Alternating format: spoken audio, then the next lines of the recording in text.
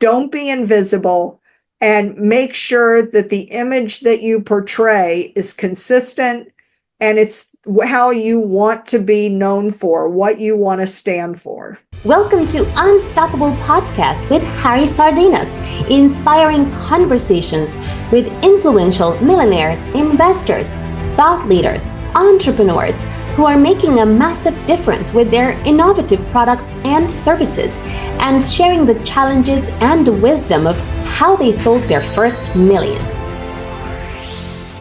To make that transition, and what message do you have for the people women in corporate that they're listening this broadcast and they want to be an entrepreneur, they want to start their own business, they want to become their own boss because they have kids, they want to spend more time with the family, they want to go on holiday as long as they want, and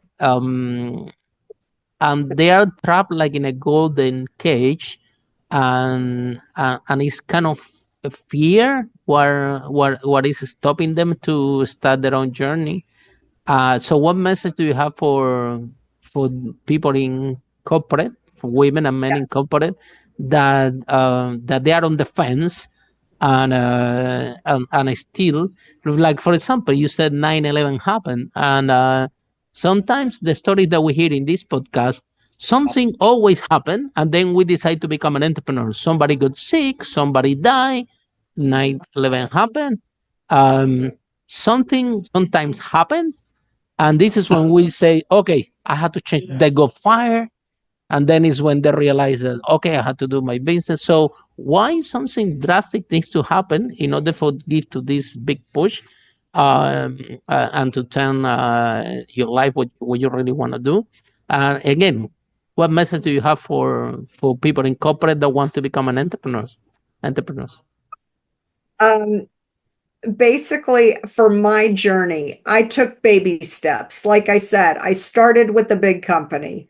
Then I went to startup companies. Then I started my own business. So for me, it was not a one step. It was a few steps. And for me, that was a comfortable pace and a good way to end up being an entrepreneur. People can start gradually, right? It's a big mistake, I think, that you say, okay, I quit my job and now I'm gonna start a business. It's a huge risk. When I started my first business, I was building my business parallel to the job that I have, and then a lot of people it went like this for a while. I think a couple of years. Yeah, they started as a side gig. They do it on nights, weekends, and holidays. As a side gig. They write a business plan. They do research. You did it one way. I did it a different way. So there are a lot of different paths to being an entrepreneur where you can be successful. I don't think it's any one thing. Absolutely.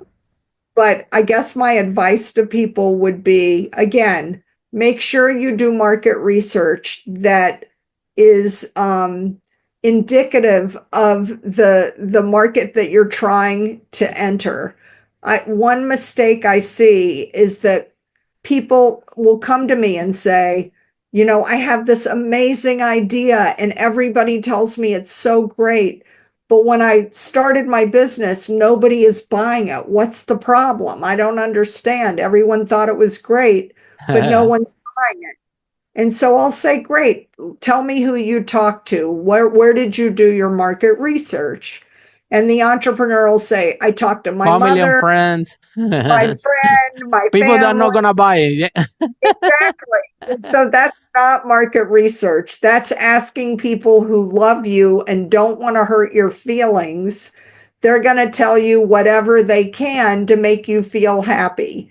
But there's a saying that says, no one's going to tell you your baby's ugly, especially your friends and family. Absolutely. So I think, you have to really do objective research. And again, it doesn't have to be statistically significant. You can send out a Zoomerang or a Survey Monkey, but you just have to ask the right people who are really going to buy the product or service. And if you ask bad questions, they talk about leading the witness. if you're asking questions in a way that, again, shows that you don't want honest feedback. So, Harry, tell me what you love about my business. Harry, how much do you want to spend with me? That's not market research. That's, that's not helpful. Yeah. So what I would tell any entrepreneur, but especially women, you have to put a stake in the ground. You uh, know that what you're offering, know your benefits, know your value proposition. Like, you've got to have a great story to tell, and you practice telling your story and see if people are buying what you're talking about. Are they interested? Do they want to hear more? Or, you have to incorporate that feedback. But if people aren't attracted to the story, you really have to take a step back and ask yourself, what's wrong with the offering? Like, you have to be very critical, and maybe you need to surround yourself with mentors or people that can be honest and give you feedback in addition to the research. You have to be very good at networking. I think it's really important when you start to, be able to be comfortable talking to lots of people and using your network to kind of get your story straight and meet the people that are going to help you on the journey. The other thing is, you have to have an online presence. Again, what did we learn during COVID? If you don't exist online, you're invisible. And if you're invisible, that's a terrible marketing strategy. So if people are going to meet with you, invite you to be on their podcast, if they're going to have lunch with you or coffee or have a meeting, what do? They Google you and they say, who is this person? Is it worth my time? Is it worth my energy to return the phone call, to answer the email? Do I even want to have a conversation with this person? So you should practice and Google yourself and see what comes up. Because if nothing comes up, why do they want to meet with you? You're nobody. If something comes up that's really good, they're going to be like, wow, this is an interesting person. I want to learn more. I definitely want to have a meeting. But if something comes up and maybe it's not very good information, you have digital dirt, they're going to wonder, like, uh-oh, this person could be trouble. I don't want to be associated with them. So, you have to clean up well. And, I always tell people, especially in B2B, you want to make sure you have a strong LinkedIn profile, because LinkedIn is not just a resume or a Rolodex. In this world today, it's a digital world. And if you and I almost definitely are going to know people in common. So when you Google people, one of the first things that usually comes up is their LinkedIn profile. So you're going to click on that and you're going to see, who is Harry? Who does he know that I know?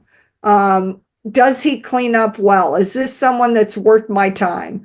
And maybe we have 10 people in common. So I could ask my friends, my colleagues, what do you know about Harry? Is he a good guy? Is he honest? Is he smart? Is he kind? Tell me what you know. And some of those people may not know you very well. Some of them may know you very well. So you have to do your homework. But I think if you want to build a trusted relationship in a digital world, you need to clean up well online. So be careful. All these platforms, people are all over the place on social media. And you see it happen all the time where they tweet things that are not very nice. They're racist, they're sexist. They say something that is very offensive. And people will find that online and say, I don't want to do business with this person. I don't want to be associated with them. But if you're building a strong brand, the best way to do that is to have a consistent presence across everything online. so that you show up in a way where I have a very good sense of who you are, what you stand for. You don't have to be everywhere, but where you are, you want to have a consistent story, so that if I invite you to be on my podcast, if we meet for a lunch or a business meeting, I know who's going to show up. I can trust that I know who this person is because they show up everywhere I see them online. It's the same story. It's consistent. If it's not consistent, you're adding an element of concern or possible distrust because you don't know which version of the person is going to be there. Is it the smart one? Is it the mean one? Is it the stupid one? Whatever.